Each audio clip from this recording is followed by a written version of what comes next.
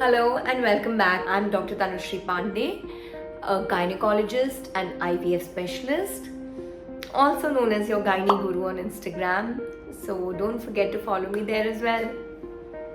Today's topic is a very dear topic to me: miscarriages, and what are the reasons or causes for miscarriages. सो इससे पहले कि हम जाने miscarriages क्यों होते हैं, we have to know miscarriage होता क्या है, राइट? ये एक कॉमनली यूज टर्म है, but you have to understand what is it.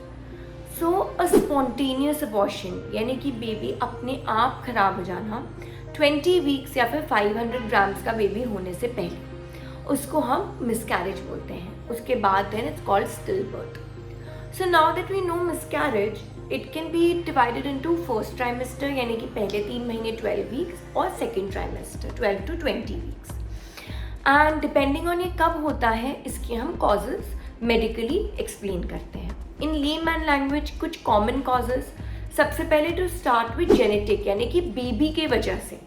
सो कई बार क्या होता है, the good chromosomes that are suppose to come from both the parents, the male and the female, some defect happens in that and उस वजह से एक deformed, congenitally deformed यानी कि कंजेनाइटल डिफॉर्मिटी होती है उसमें कुछ, या जेनेटिक डिफॉर्मिटी, एंड उस वजह से वो फीटस या फिर वो जो सेल्स या बेबी है उसको बॉडी अपने आप रिजेक्ट कर देती है. इन मोस्ट केसेस अगर ये जेनेटिक या कंजेनाइटल है तो ये रिपीट नहीं होगा. सो सबसे पहले तो अगर आपका एक ही मिसकैरेज हुआ है, so don't panic, because mostly there was just a genetic thing to it and वो दोबारा रिपीट नहीं होगा. अगर वो दोबारा रिपीट होता है then your doctor is going to do the necessary test for you. Other than that, coming to it, एक और बहुत कॉमन कॉज होता है which is known as the anatomical यानी कि जो यूट्रस है वो कैसा बना हुआ है. तो यूट्रस के कुछ अलग अलग मैल्फॉर्मेशंस होते हैं जिसको हम बाइकॉर्नुएट यूट्रस बोलते हैं, यानी कि यूट्रस दो में डिवाइडेड होता है ऐसा, या जिसमें हम सेप्टेट बोलते हैं कि यूट्रस के बीच से एक लाइन होती है.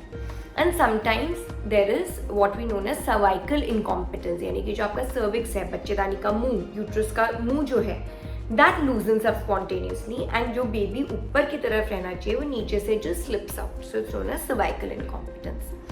अब इसके अलावा हो सकते हैं एंडोक्राइन कॉजेज यानी कि आपके हॉर्मोन्स के कॉजेज. तो आपका ब्लड शुगर रेज्ड हो सकता है, obesity will cause insulin resistance, blood sugar raised again, thyroid disorders, prolactin raised हो आपका, राइट? सो ये सारे endocrinal disorders will also may also rather lead to miscarriage. एक बहुत ही ज़रूरी चीज़ होती है जिसको हम एप्ला बोलते हैं, एंटी फॉस्फोलिपिड हार्मोन, राइट? ये बहुत ही ज़्यादा ज़रूरी होता है और हम जब एप्ला की स्क्रीनिंग करते हैं तो वो हम इसलिए करते हैं टू नो कि कहीं आपको एप्ला सिंड्रोम तो नहीं है. अगर वो है तो आपको एक बार नहीं, फिर आपको रिपीटेड मिसकैरेजेस हो सकते हैं and this needs to be caught at the right time, और इसकी मेडिसिन सही टाइम पे शुरू करना बहुत ज़रूरी होता है, राइट? इसके अलावा फिर एक कॉज हो सकता है इन्फेक्शंस, कि आपको ड्यूरिंग प्रेगनेंसी को इन्फेक्शन हो गया हो, कुछ आपको बहुत हाई ग्रेड फीवर हो गया हो या कुछ और टाइप का इन्फेक्शन हो गया which is affected the baby, right?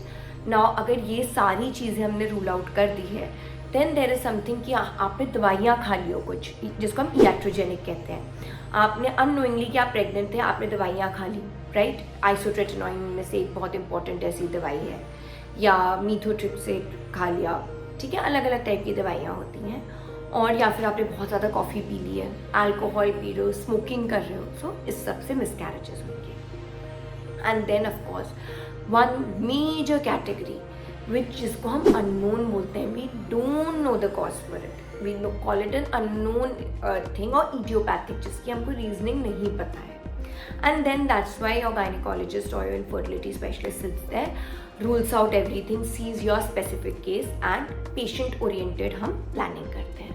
So if you are somebody who's faced a miscarriage or if you know somebody who's going through it, don't suffer alone, because एक तो आपकी body also goes through a lot when it goes through a miscarriage. Mentally and emotionally you feel drained out. So let miscarriage not affect you and rather seek professional advice. Go to your gynecologist and he or she will help you the best. Hope this was helpful. Subscribe to the YouTube channel and don't forget to hit the bell icon so that you don't miss any videos by us.